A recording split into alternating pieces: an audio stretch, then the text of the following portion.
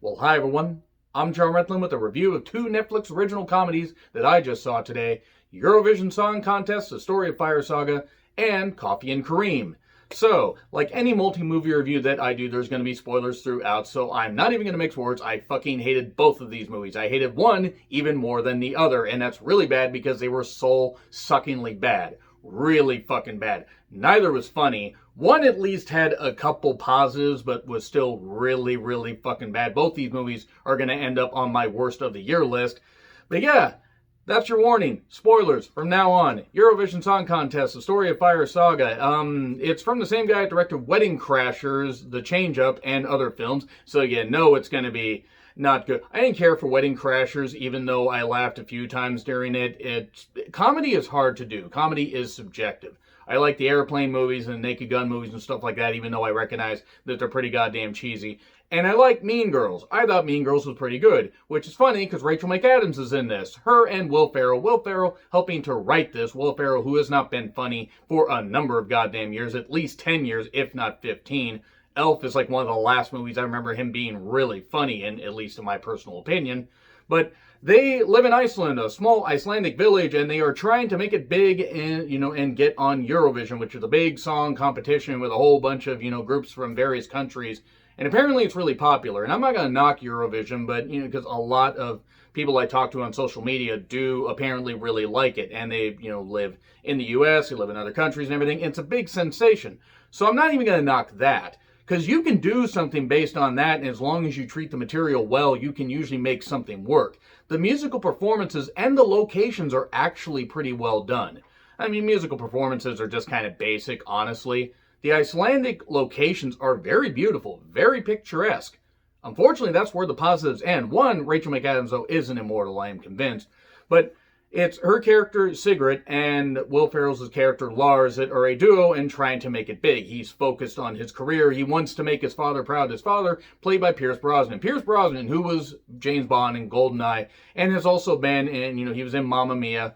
So it's not like him being in musically, based, like musically themed movies is out of the question. I have no issue with anybody really that's in the cast, even though outside of a couple people I didn't really recognize some of them. But it wasn't funny. I didn't laugh once. This actually took out comedy from past comedy films. How is that fucking possible? How can a movie goddamn do that? How can this movie be so fucking terrible? I just do not understand. I'm struggling to find the goddamn words for it. They rise up through the ranks and everything, and somehow, despite being completely inept, Will Ferrell's character, while Rachel McAdams is trying to make it good, and, her character can sing. And there's some good singing performances here, but there's no funny lines in this. It's bargain basement bullshit comedy that actually was only topped by the next film. This was absolutely terrible. The whole coming of age thing, oh no, they do love each other, but they're separated, now they do love each other, and even though they got disqualified from the competition, they brought honor and love to their village and stuff like that, and then they could maybe go on and have a career, or they could just have a kid and live back in their Icelandic village and stuff like that. And this movie's fucking bad. It's really fucking bad.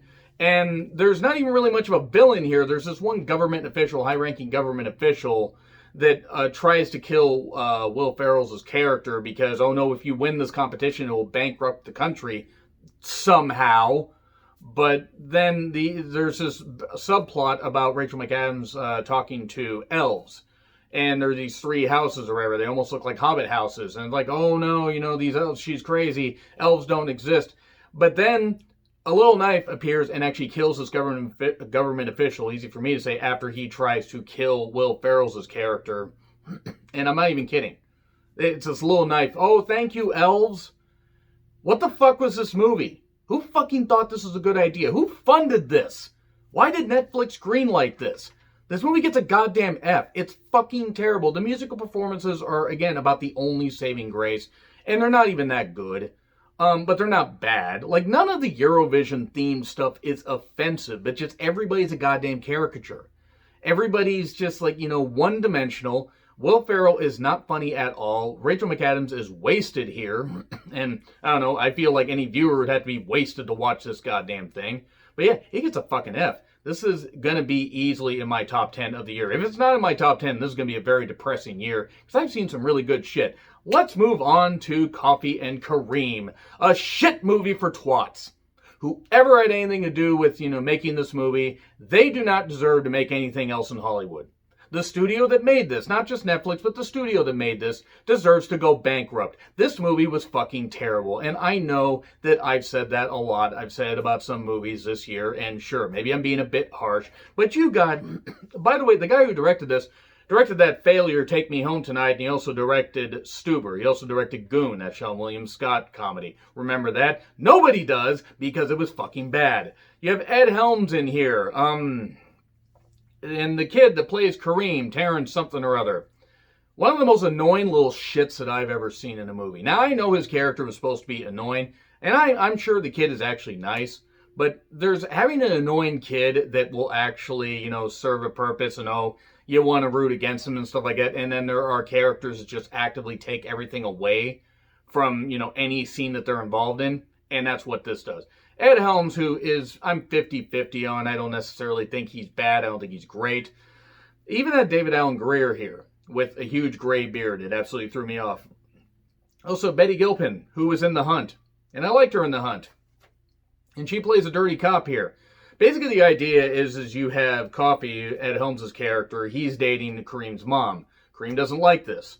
And, like a typical 12-year-old kid, he's acting out. And like a typical 12-year-old kid, he tries to go and pay off a criminal that Coffee's character let escape because he was kind of an inept cop. And now he's on the run and everything, but how did he get on the run? Oh no, could there be dirty cops? Could there be this? Yeah, there's dirty cops. This movie felt exactly like The Lovebirds in the sense it had just set pieces. There was barely a cohesive plot at all. Every character made stupid goddamn decisions. This also took forever, despite the fact that from opening credits to the beginning of the end credits, it was like 81, 82 minutes. It really was a short movie, and it felt like it just took forever. This actually does top The Lovebirds, though, because The Lovebirds, there was at least some decent chemistry between the two main leads, whose names escape me right now. But they were fine. This one just has no good characters, no nothing. No good qualities at all. It does make you appreciate even the worst comedy you've seen. This makes Eurovision Song Contest, Story of Fire Saga, look like an A-grade film by comparison. If I were to compare the two, I'd rather watch the Eurovision film again, even though I gave it an F. Because I'd rather watch that than ever even remember that Coffee and Kareem even goddamn exist. Of course, it's dirty cops. They have to form a bond and everything. Coffee and Kareem does, hence the title. And, there's shootouts and blood and this kind of stuff, and a guy gets blown up by a grenade and a deal and everything, and Coffee's an inept cop, but he has to rise up and save his girlfriend and her kid and stuff like that. And I honestly don't think I've hated a movie this much since Satan's Little Helper.